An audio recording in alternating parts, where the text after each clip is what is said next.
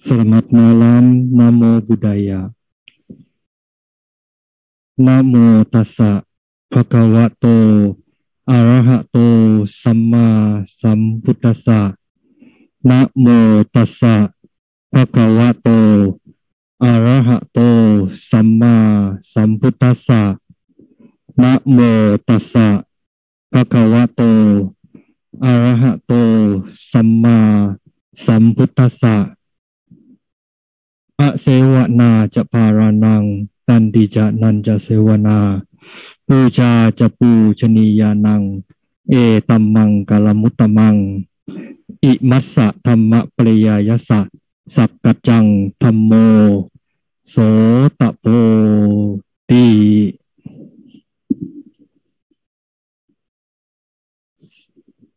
Selamat malam, Namo Buddhaya.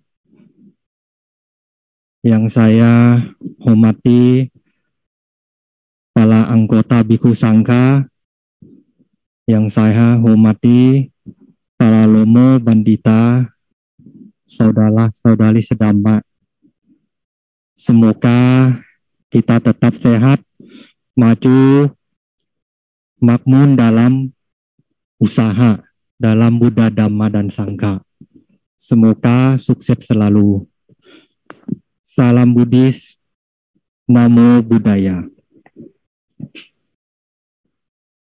Terutamakan kita malam ini kita melembungkan pikiran untuk membuat kebajikan dengan secara kebatinan.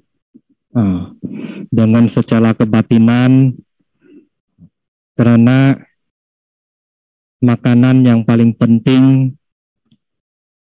yaitu batin. Maka dalam tema menjemput Hari Waisak yang akan datang 19 hari lagi pada tanggal 26. Itulah puncak acara yang kita menunggu, umat Buddha semua menunggu pada saat acara dan detik-detik yang kita akan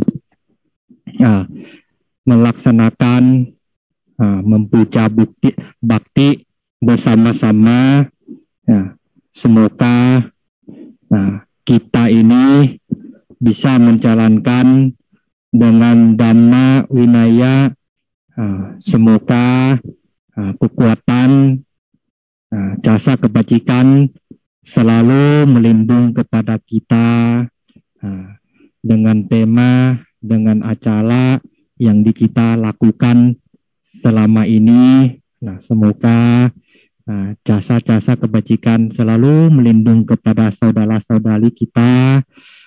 Jika kita belum tahu bahwa kita akan mulai membuat kebajikannya kapan.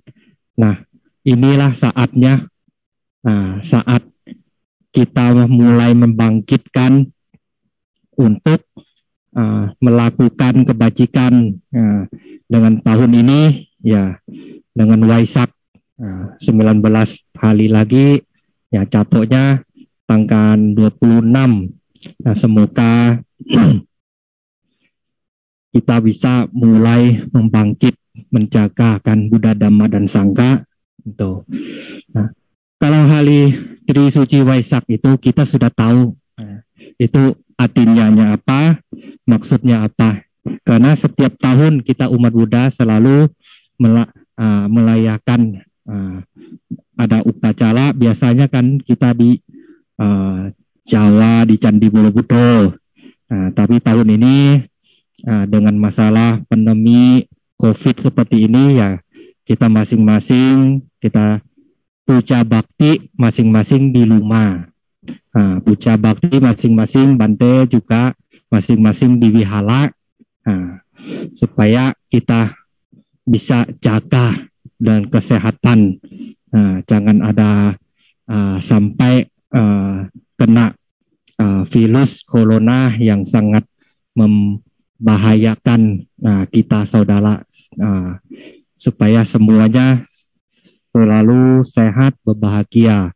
Nah, kembali kepada tahun ini yang kita ingin layakan, hari Waisak itu adalah, mungkin ada yang belum tahu bahwa Waisak itu kita melihatkan dari mana, kita merenungkan bagaimana itu hari apa sih bagian umat-umat yang mungkin baru aktif di agama Buddha atau di Theravada itu kan, itu adalah hari kelahiran Sang Buddha, adalah hari mencapai kesempurnaan, hari Parinibbana, itu maka dibilang Tri Suci Waisak itu.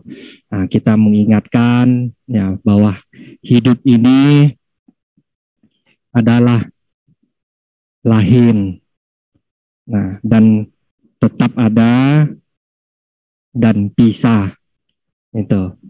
Artinya lahir, sakit, tua, meninggal. Tidak ada siapapun bisa menghindar, tidak ada siapapun bisa kabur dari hal seperti ini. Semua orang, semua manusia atau binatang atau pohon juga sama.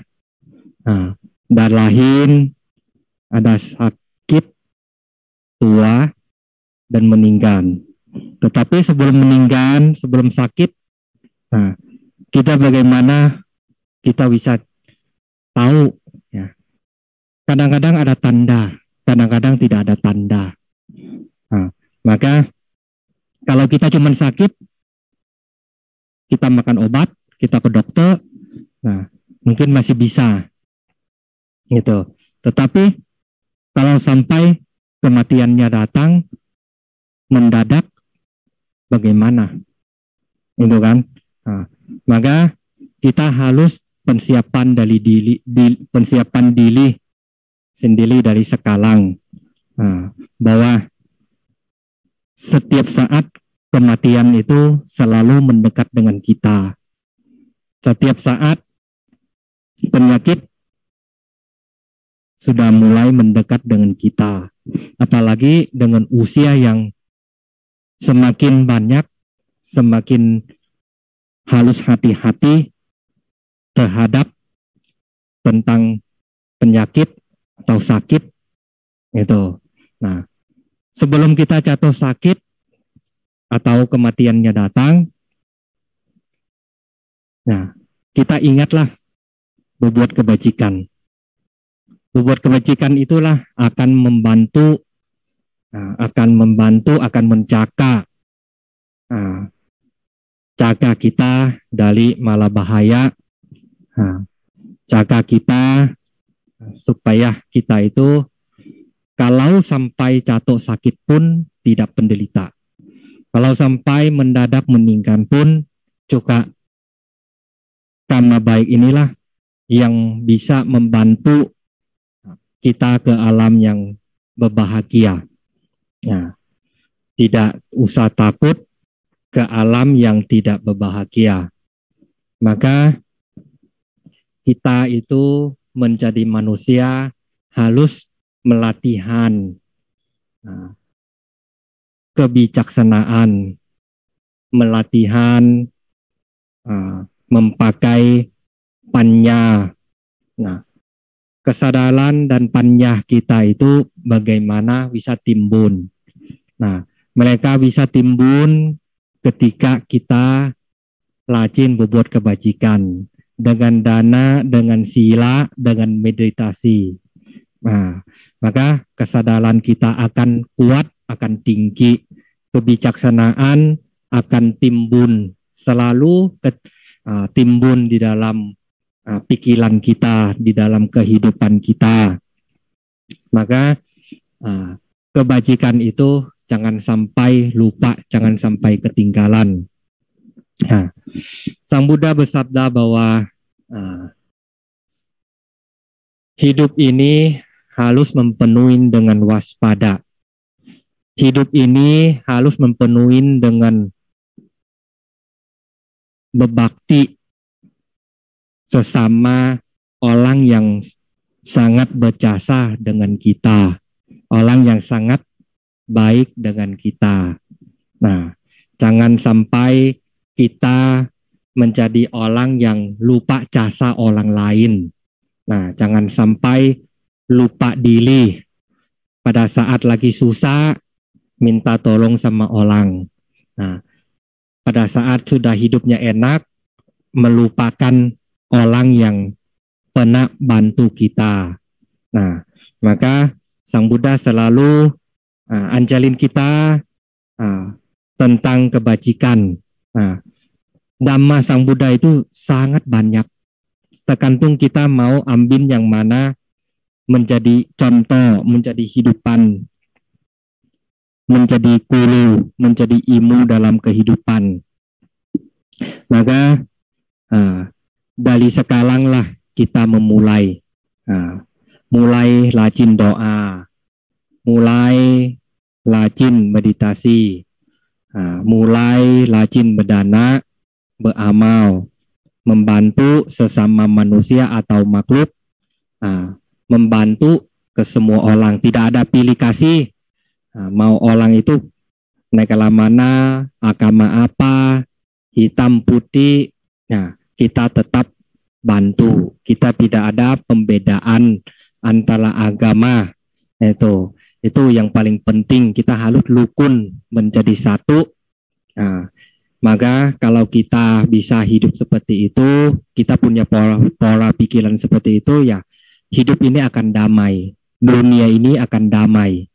Dunia ini kacau, dunia ini panas, karena manusia yang tidak mengerti dhamma. Manusia tidak mengerti kenyataan. Manusia itu mempenuhi dengan keselakaan, egois, sombong, mentang-mentang kaya, atau mentang-mentang punya power, punya wibawa, punya ini itu. Nah, jadi merasa sombong. Nah, dan keselakaan itu tidak bisa hilang. Egoisnya juga tidak bisa hilang. Dinasehatin dengan oleh orang baik juga tidak bisa, tidak mau dengar. Nah, itu. Dan tidak tahu cukup, punya satu, pengen punya dua, pengen punya tiga, pengen lebih-lebih. Akhirnya tidak ketemu titik kebahagiaan yang sepertinya yang harus diketemukan. Akhirnya hidup ini mempenuhi dengan penderitaan yang tidak bisa melepas. Nah, hidup ini mempenuhi dengan duka, itu duka dalam badan dan batin. Duka badannya, contoh kita terluka, kena pisau, jatuh, patah tulang, atau kurang makan, atau kena hujan, batuk, flu, itu namanya sakit badan. Itu masih bisa diobatin, dikasih obat, bisa sembuh. Tetapi kalau batin, hatinya, pikirannya sakit, itu susah diobat. Susah diobat. Yang bisa diobatin hanya Dhamma. Dhamma Sang Buddha itu. Bukan asal cuman baca ya. Itu kadang-kadang orang menganggap hanya baca dan mendengar sudah, itulah obat, sudah cukup. Itu hanya teori, itu hanya kulit. Itu bukan isi bisa masuk ke dalam batin. Yang bisa masuk dalam batin bisa obat supaya kita itu sembuh total. Itu adalah Dhamma, kita praktek. Praktek sama dengan kita, contoh seperti kita melihat obat ini sakit kepala tapi kita tidak minum. Tapi kalau kita lihat obat, ini obat sakit kepala, tapi kita bisa minum, langsung minum, kita bisa sembuh. Maka kita harus segala macam itu kita harus praktek. Jangan hanya mempenuhi dengan teori. Itu Bante lihat banyak saudara-saudari kita sedama kita ini kebanyakan teori dalam kehidupan. Kalau sudah banyak teori, kita tidak akan ketemu jalan yang sebenarnya seperti apa. Dhamma Sang Buddha itu yang sebenarnya seperti apa. Itu. Sang Buddha mencapai kesucian. Sang Buddha bisa mengerti Dhamma itu dari apa? Bukan dari baca. Bukan jadi kutu buku terus bisa mencapai kesucian. Mencapai kesempurnaan. Bukan. Sang Buddha sudah tahu sebab dan akibat itu dari apa? Karena Sang Buddha melihat dan mempraktekkan Dhamma langsung. Maka Sang Buddha langsung mengerti, langsung paham dalam kehidupan sehari-hari manusia dan mengerti batin sendiri. Kita bisa mengerti orang, tapi kita mau mengerti hati orang lain itu sangat susah. Kadang-kadang kita mau mengerti diri sendiri aja, kita susah mengerti juga. Kadang-kadang mengerti, kadang-kadang tidak mengerti. Terhadap diri sendiri ya, itu. Apalagi orang lain. Kadang-kadang kita bisa mengerti dia, kadang-kadang kita juga tidak mengerti dia. Maka pada saat kita tidak mengerti, sesama tidak mengerti, dia tidak mengerti kita tidak mengerti dia, akhirnya timbul keributan. Akhirnya dari sahabat menjadi musuh, dari orang yang kenal sudah lama menjadi teman sudah lama, akhirnya kala-kala komunikasi, kala-kala pendapat yang beda, akhirnya menjadi musuh. Kenapa? Karena kita tidak mengerti sesama hatinya.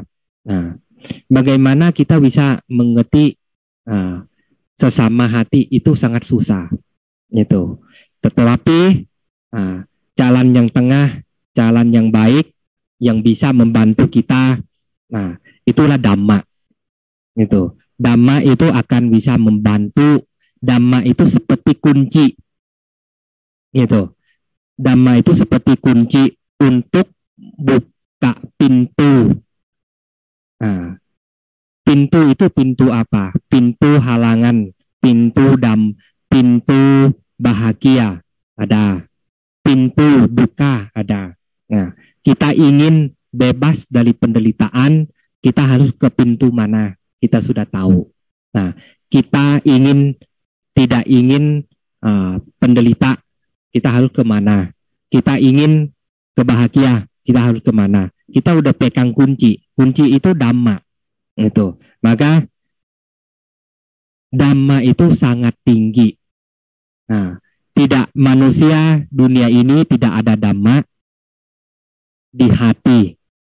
Tidak pakai Dhamma dalam kehidupan. Maka dunia ini kacau. Dunia ini semakin tambah panas. Gitu. Karena semua orang egois. Semua orang tidak tahu dosa dan tidak takut sama dosa, sama karma buruk. Sebab dan akibat, sebab pembuatan sekarang, akibat yang akan datang, tidak takut. Itu karena tidak pakai Dhamma, tidak percaya Dhamma, tidak pakai akal untuk dalam kehidupan. Maka hidup ini akhirnya mempenuhi dengan masalah. Itu. Maka kita harus bisa mengingat Dhamma yang cocok. Kita mencari Dhamma apa yang cocok untuk diri kita, untuk kita pakai hidup dengan tenang. Ketika kita punya masalah, jalan keluarnya seperti apa? Yang kita harus menghadapi masalah itu, kita pakai Dhamma. Seperti kita mempenuhi dengan masalah banyak, kita pusing, kita pakai dengan sati. Contoh, kita mempunyai sati yang sangat tinggi, akhirnya kita punya masalah pun kita bisa jaga diri kita supaya nggak stres, nggak banyak pikiran, nggak khawatir kelebih-lebihan sampai bunuh diri. Nah, sekarang banyak sekali yang berita di TV atau kita mendengarkan dari berita yang lain-lain dari teman, dari siapapun yang kita kenal bahwa sekarang itu manusia itu sedikit-sedikit punya masalah, sedikit nggak banyak, hanya sedikit sudah mulai punya pikiran yang sangat buruk. Jangan-jangan begini, jangan-jangan begitu. Lama-lama sampai pikiran itu banyak, akhirnya stres kelebihan, akhirnya punya pikiran yang bunuh diri. Itu kegelapan mata, batin, panya, kebijaksanaan itu semua gelap. Karena nggak selama ini tidak pernah latihan dhamma, tidak pernah praktek dhamma, tidak pernah belajar vipassana. Akhirnya tidak bisa jaga diri, jaga batin. Akhirnya ketika punya masalah tidak bisa kontrol diri sendiri, batin sendiri. Akhirnya punya keputusan, punya pola pikiran yang tidak bagus. Akhirnya banyak yang loncat dari gedung, bunuh diri, atau gantung diri, atau apalagi masa-masa pandemi, masa virus seperti ini, banyak toko yang sepi, banyak usaha yang sepi, usaha banyak hutang pinjam, bunga semakin banyak. Maka akhirnya stres. Ketika kita stres, bagaimana jalan keluar?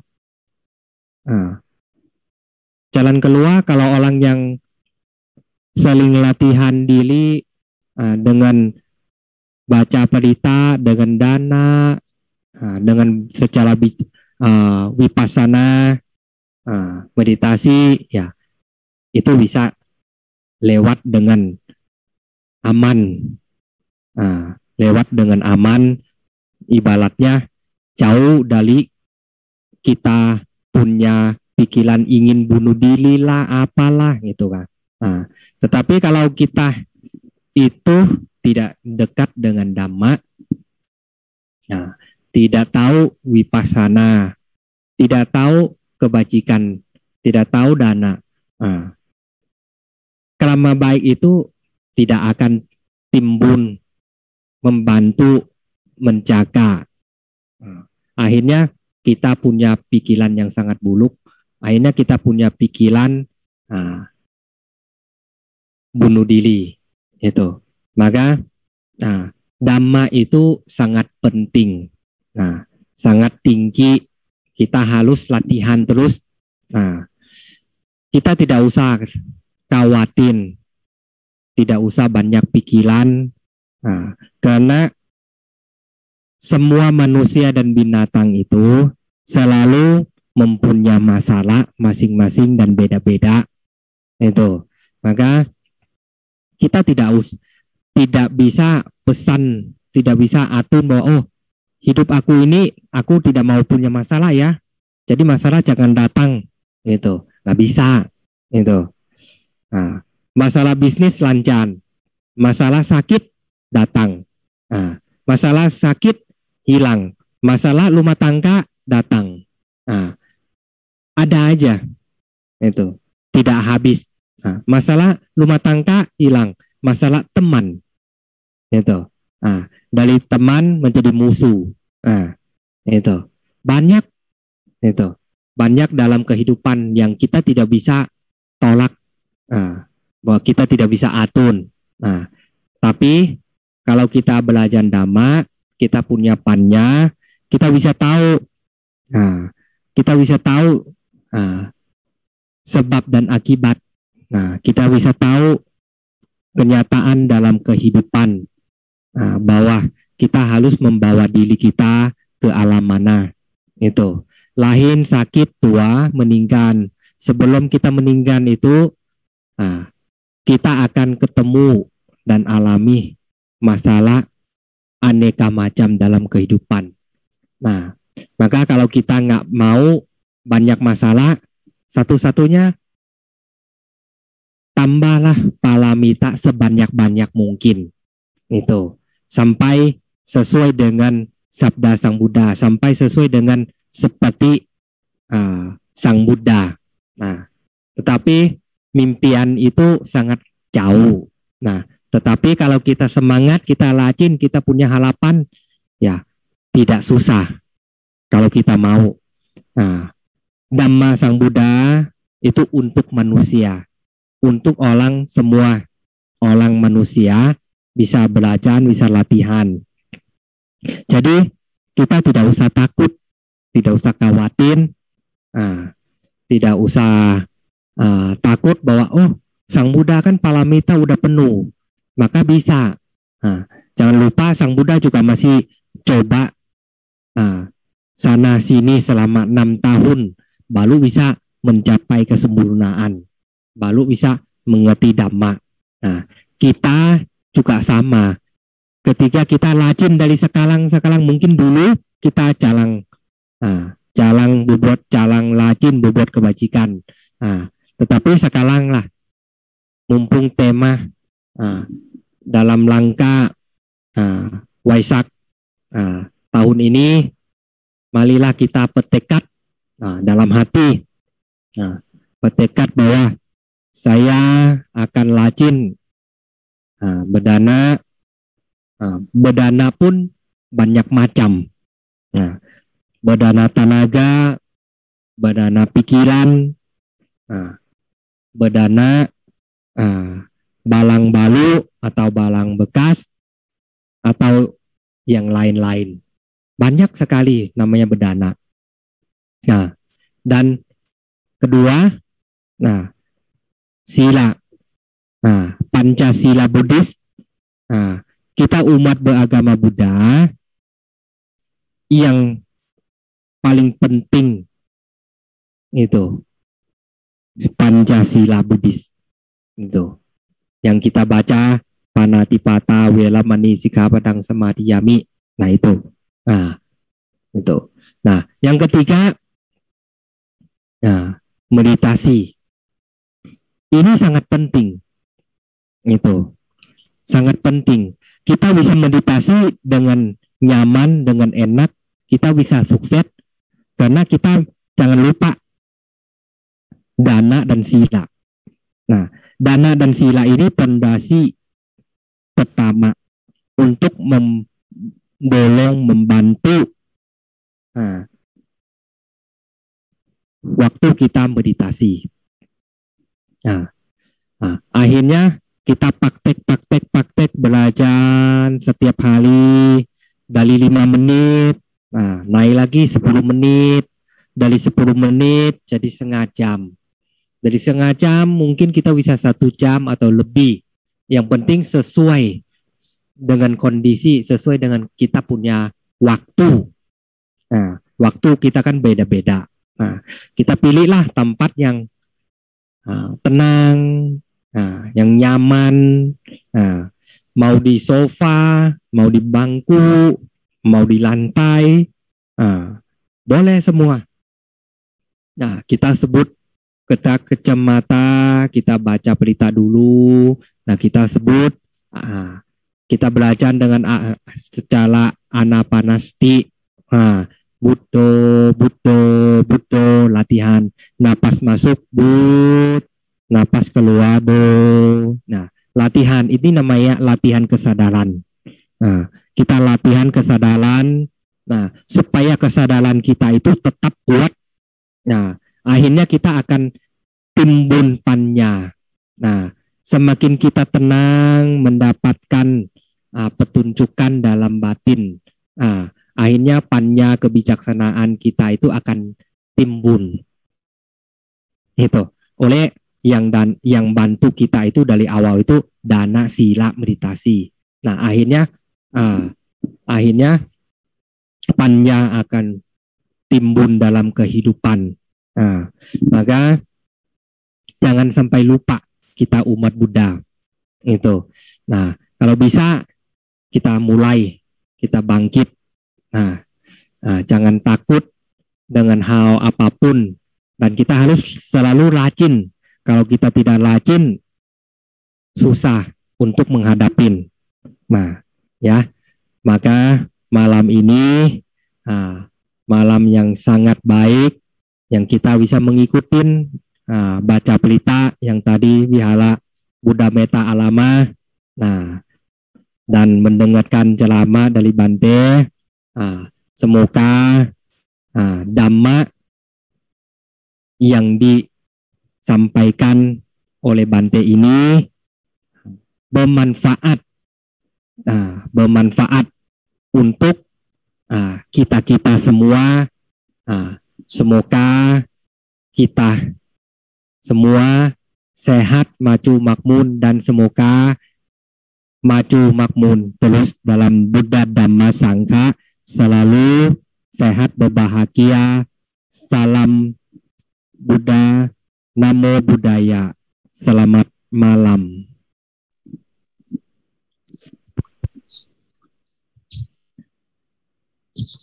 Namo Buddhaya Bante. Ini ada pertanyaan dari Facebook dari Upacarika Mewah. Saya akan bantu membacakan pertanyaannya. Iya. Iya Bante. Wandami Bante, apakah ada kisah seseorang yang sakit kemudian merenung karena kesakitan tubuhnya tersebut dan memperoleh tingkat kesucian? Anumodana Bante. Oh ya, bisa seperti itu, bisa. Itu contoh ya. Dulu ada guru di Thailand, wiharanya di Bangkok. Itu beliau itu sakit kanker di lahen. Itu beliau tidak mau ke rumah sakit. Itu beliau tidak mau pergi obat. Itu padahal umat ingin membantu, ya, ingin membantu supaya cepat sembuh. Nah, tetapi beliau selalu tolak, tidak mau pergi. Itu beliau pakai secara anapanasti. Itu beliau latihan seperti yang tadi Bante bilang, bahwa latihan kesadaran, latihan sati, panya. Beliau selalu membangkit dalam kehidupan bahwa ini duka, bagai dhamma duka, wetana, sanya, wetana, sanya, dalam kemelekatan itu. Kita merasa sakit karena kita punya rasa kemelekatan. Itu kita melekat dengan luka, kita melekat dengan sengsara dalam batin, dalam badan kita. Tapi beliau itu pakai dhamma, beliau memakai meditasi, merenungkan yang titik luka ini, bahwa inilah hukum karma, inilah harus membayar, harus menyelesaikan. Tapi selesaikan dengan sati yang sangat tinggi. Beliau melawan penyakit itu pada saat beliau sakit. Beliau melawan dengan panya. Akhirnya beliau bisa menang, dan beliau mendapatkan inilah salah satu praktek untuk beliau. Akhirnya beliau bisa mengerti kenyataan tentang penyakit, tentang sakit, tentang luka ini. Akhirnya beliau bisa lepas dari rasa sakit. Beliau tidak sakit, dan beliau lebih mengerti dhamma, lebih mengerti, lebih celah dalam dhamma, Akhirnya batin beliau keangkat kala-kala punya luka dan beliau bisa mengerti, beliau praktek langsung itu, akhirnya beliau langsung ibaratnya batin beliau keangkat mencapai tingkatan kesucian. Jadi bebas dari penderita sakit, luka, atau badan yang lagi alami kesakitan itu. Ya, itu yang Bante pernah lihat, pernah dengar seperti itu. Ya, ada apa lagi? Oke, Bante, terima kasih. Pertanyaan selanjutnya ada dari Facebook, dari Ibu Rani.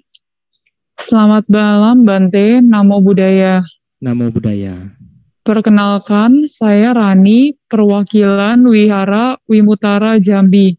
Izin bertanya, apa yang harus kita lakukan untuk diri kita agar lebih baik lagi? Terkadang maksud hati kita baik, tetapi disalahartikan seseorang, sehingga ujung-ujungnya berakhir dengan pertengkaran. Terima kasih. Iya, itu paling gampang. Itu paling gampang. Kita ingat meta, karuna, mudita, upekha. Nah, kita pakai yang terakhir. Upekha artinya apa? Lepas. Itu. Melepas dan paloh saja. Itu. Ketika kita ingin menselamatkan orang, tapi orang itu tidak bisa diselamatkan. Akhirnya niat baik menjadi niat yang tidak baik. Itu. Akhirnya kita pengen membantu orang, malah orang menganggap kita berbeda. Pandangan yang berbeda. Itu. Karena mereka masih belum waktu untuk mengerti Dhamma. Itu. Nah, kalau mereka belum punya karma baik yang sangat cukup, akhirnya mereka tidak mengerti niat yang kita ingin bantu, ingin kita sampaikan yang benar-benar yang baik itu, mereka tidak akan mengerti. Nah, akhirnya timbul keributan. Nah, kita ribut sama teman, sama orang, nah, itu sudah pusing. Nah, kita juga ribut dengan diri kita sendiri juga. Ribut kecewa. Merasa kecewa, aku ini kenapa niatnya baik aku, tapi kenapa orang nggak bisa terima, kenapa orang nggak mau mendengar, itu. Nah, karena dia tidak jodoh dengan kita tidak bisa mengajak, belum kita itu bisa menjadi guru dia untuk ajak berbuat kebajikan. Mungkin nanti dia bisa ketemu orang yang lain, bisa ajak untuk bicara, mungkin bisa mengerti, itu. Jadi ada 2 poin. Satu, dia belum jodoh untuk mendapatkan nasihat dari kita. Yang kedua, dia belum jodoh kita sama kita ajak dia menjadi orang yang sangat bijaksana. Ibaratnya dia sama kita itu tidak ada jodoh murid dan guru, gitu kan. Nah, jadi kita pakai panya dengan meta, karuna, mudita, upekha. Upekha inilah Sang Buddha bersabda bahwa upekha ini kita membantu yang masih bisa dibantu. Ketika tidak bisa dibantu, ya kita taruh diam, kita lepas. Mungkin sama kita tidak bisa sukses, tapi sama orang lain dia bisa mengerti, dia bisa paham. Karena beda hari, beda waktu, beda orang, semua akan berubah. Nah, tetapi pada saat sama kita belum bisa berubah karena keramanya belum matang, pannya belum matang, jodohnya belum matang. Itu. Terima kasih pertanyaannya. Iya, ada apa lagi? Terima kasih Bante. Pertanyaan berikutnya ada dari Facebook, dari Fungli. Wandami Bante, izin bertanya. Izin bertanya, ada kesadaran menjadi kebahagiaan, ada kesadaran menjadi penderitaan. Bagaimana solusi dan perbedaan kedua kesadaran ini? Anumodana Bante. Ya, kesadaran itu ada yang untuk kebahagiaan, kesadaran yang tidak bahagiaan. Ya, seperti itu ya. Iya Bante. Nah, kesadaran yang untuk kebahagiaan, yaitu kesadaran yang bijaksana. Itu. Nah, tapi kesadaran yang tidak bisa membahagiakan kita, malah tambah duka, tambah masalah, itu bukan kesadaran yang sangat yang sempurna, yang mempenuhi dengan panya. Itu masih kesadaran yang gelap. Itu akhirnya dukanya datang, masalahnya penuh dengan pikiran. Itu. Tetapi kalau panya, kesadaran yang bawa bahagia, ya contoh kita ajak orang berbuat kebajikan. Nah, orang itu lakukan sesuai dengan kita ajak, dan kita juga lakukan dengan berdana, dengan doa, dengan taat, dengan agama, ya kita berasa bahagia. Itu melakukan dengan bijaksana, dengan kebenaran, dengan kematangan krama kebajikan. Tetapi kesadaran yang bawa duka itu karena belum kita duka, karena kita masih gelap. Kita tidak pada dalam kesadaran itu tidak ada cahaya, titik terang untuk mengangkat, untuk membuka. Itu. Maka kita harus pakai Dhamma. Itu. Dhamma Sang Buddha inilah. Dhamma Sang Buddha inilah jadi kunci yang tadi Bante bicara, bahwa kunci inilah Dhamma, Dhamma inilah kunci. Kita akan bawa kunci ini ke jalan mana? Itu. Nah, jalan yang kalis kehidupan.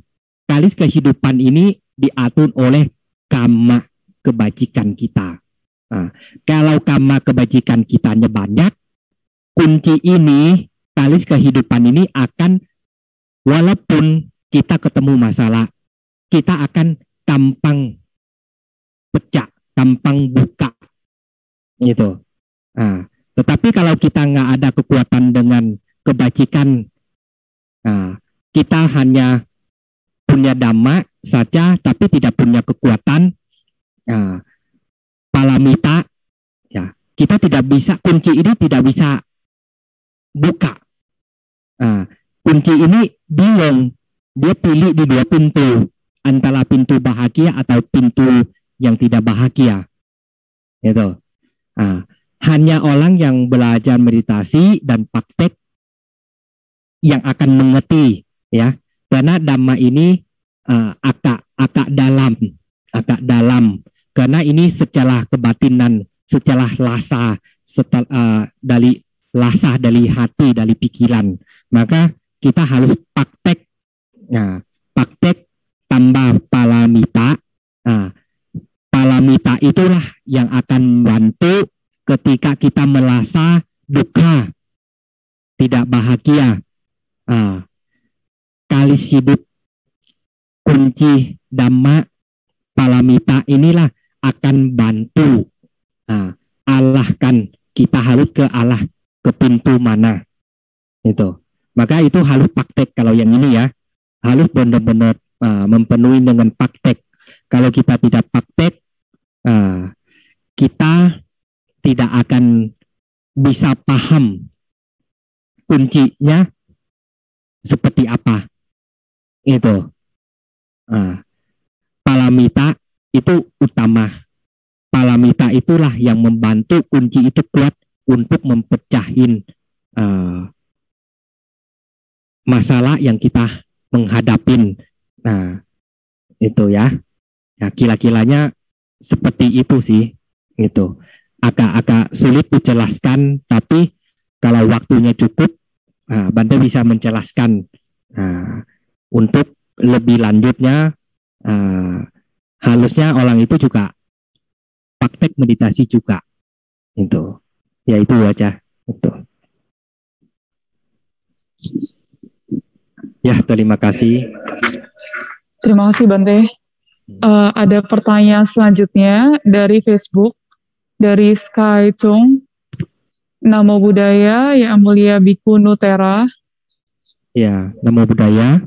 Izinkan saya bertanya, apa yang dimaksud dengan Katina Dana dan Sanghadana? Oh, Katina sama Sanghadana ya. Pembedaannya apa ya? Katina itu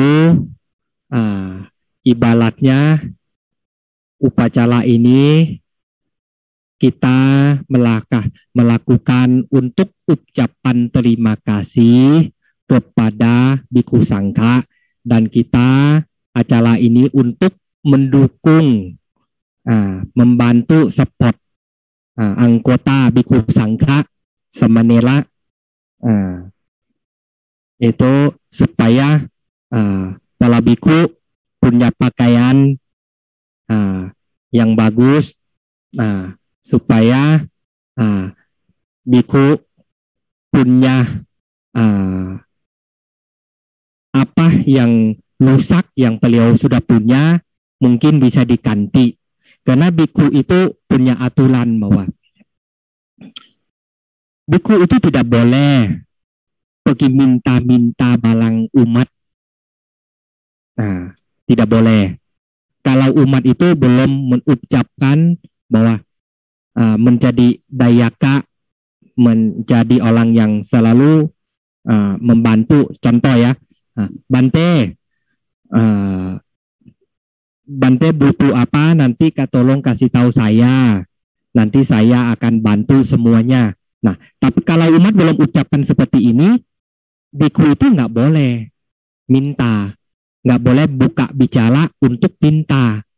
Mau soal uang, mau soal coba, mau soal buku, mau soal apapun itu. Maka adalah acara katina, dan acara katina itu untuk ucapan biku yang selama ini berpuasa selama 3 bulan di satu tempat. Nah, kita mau cari biku gampang, bahwa selama 3 bulan ini pasti ada biku di wihara. Kalau ke wihara tidak mungkin tidak ada biku, pasti ada. Nah, itu.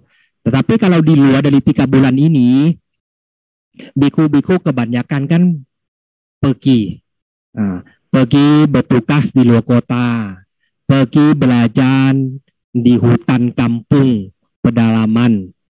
Nah, jadi sulit untuk ketemu biku di luar dari musim puasa selama 3 bulan.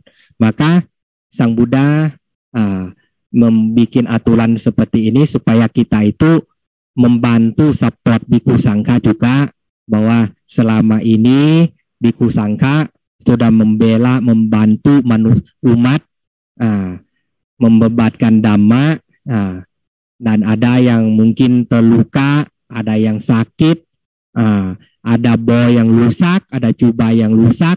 Nah, inilah temanya untuk ganti. Nah, dan umat-umat juga mendapatkan pahala jasa kebajikan yang sangat besar, karena pada saat Biku Sangka ada acara katina kan banyak, satu wihara itu banyak sekali. Menjadi sangka, akhirnya pahala jasa kebajikan juga besar. Nah, itu ya yang satu ya, yang acara katina. Yang kedua,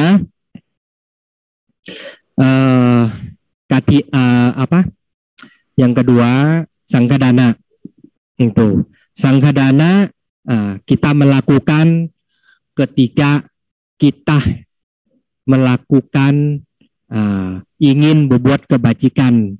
Kita punya panggilan hati ingin berbuat kebajikan, pengen dana Sanghadana kepada anggota biku sangka. Sangkadana namanya sangkadana itu harus ada biku paling sedikit 4 atau 5. Ya, itu namanya sangka. Itu sangkadana. Nah, kita dana kepada biku itu kan di luar dari musim Katina, di luar dari musim Waisak. Itu sangkadana itu kapan waktu saja kita bisa lakukan kebajikan dengan biku sangka ketika tempat itu wihara itunya punya persiapan biku sangkanya cukup sesuai dengan aturan. Nah, kita bisa lakukan kapan waktu bebas. Itu pahala jasa kebajikan juga besar sama, nggak beda jauh dengan tidak beda jauh dengan keluarwasa, tidak tahu beda jauh dengan hari-hari raya yang lain. Itu jadi sangkadana itu untuk kapan waktu itu. Tapi kalau katina itu hanya setahun sekali dan dalam 1 bulan. Di luar dari situ tidak boleh, tidak bisa bilang bahwa itu tidak boleh, tidak bisa bilang bahwa itu keluarwasa lupa Bante. Maaf itu.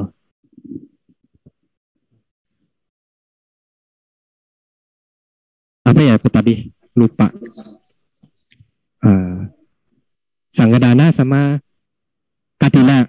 Katina dana dan sanghadana Bante. Kalau sanggadana itu kapan saja waktu kita bisa lakukan. Tidak ada batas waktu.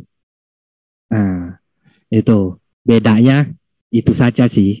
Itu. Itu saja sih. Itu. Terima kasih Bante. Selanjutnya ada pertanyaan dari Facebook dari Ibu Mary Wijaya. Wandami Bante, semoga selalu sehat dan bahagia. Saya dari Nunukan, Kalimantan Utara mau bertanya, bagaimana mengatasi sila dalam berdagang? Kadang pro dan kontra. Mohon pencerahannya, Anumodana. Maksudnya pada saat berdana? Mungkin saya bacakan ulang ya Bante. Iya, coba itu. Maksudnya bagaimana mengatasi sila dalam berdagang? Dalam dagang. Iya, dagang. Oh, itu. Ya, emang sulit untuk kita dagang ya, terutamakan bohong. Itu. Musa wada, wela mani, sika padang samadhiyami. Itu. Itu sulit. Itu. Tapi kita jangan lupa, kita ini manusia biasa. Salah pasti ada, baik pasti ada. Sila kan ada 5. Kita kurang 1 pada saat kita lagi bisnis, lagi dagang, lagi hadap sama langganan.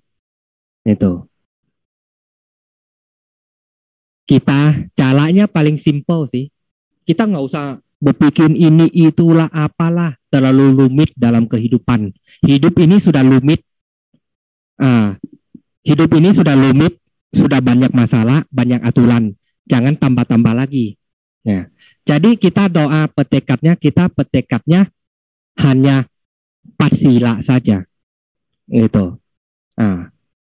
Kita nggak usah mempenuhi dengan 5 sila. Gitu. Karena bagaimana kita pun nggak bisa menghindar. Kalau kita bisa menghindar itu munafik, bohong, tidak mungkin. Itu namanya orang dagang itu pasti kita bohong. Itu nggak mungkin kita bisa menghindar dari masalah itu. Nah, maka kita pakai pannya. Nah, ketika kita pulang dari toko, nah kita balik lagi mempenuhi dengan Pancasila Buddhis lagi, 5 sila Buddhis lagi, itu. Tetapi pada saat kita dagang ya kita kurangin 1, nah, supaya nggak melangkah, nggak salah, itu, supaya rasa hatinya nggak terlalu beban, nggak terlalu banyak pikiran, itu. Kalau jalan keluar yang lain yang kata orang begini begitu, itu bohong, tidak mungkin. Bagaimana kita bisa menghindar, itu kan? Ya, nah, kita semakin takut, makin kita merasa penderitaan di dalam. Jadi caranya paling gampang. Ya udah 5 dikurang 1 aja. Itu paling simpel dan gampang. Itu. Ketika nanti kita kembali ke rumah lagi, nah, kita mempegang lagi sepenuh Pancasila 5-nya. Itu paling gampang, itu paling simpel. Nah, itu jalan keluar yang paling cepat itu. Kalau yang lain susah. Karena bagaimana kita manusianya, kita mempegang sila, kita punya aturan. Tapi bukan aturan itu menjadi beban dalam kehidupan kita. Itu. Nah, kita harus bijaksana dalam bagaimana batin kita itu bisa terima, badan kita bisa terima, aturan kita bisa terima. Jangan tambah beban. Kita mempunyai aturan tapi kita merasa beban, berarti tidak sesuai dengan kita. Nah, maka jalan keluarnya satu-satunya itu yang tadi Bante bilang. Karena Sang Buddha ajarin kita, kita punya Pancasila karena kita berharap palamita.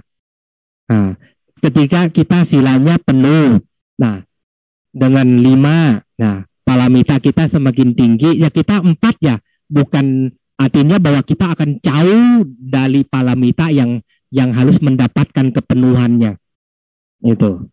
Nah, jadi kita semangat, kita yakin bahwa aturan yang adakan itu semua ada jalan keluar. Nah, jangan merasa beban. Kita merasa beban, akhirnya kita jadi nggak mau pegang sila. Akhirnya kita jadi luki sendiri. Itu. Kita harus bisa memainkan di mana caranya. Itu.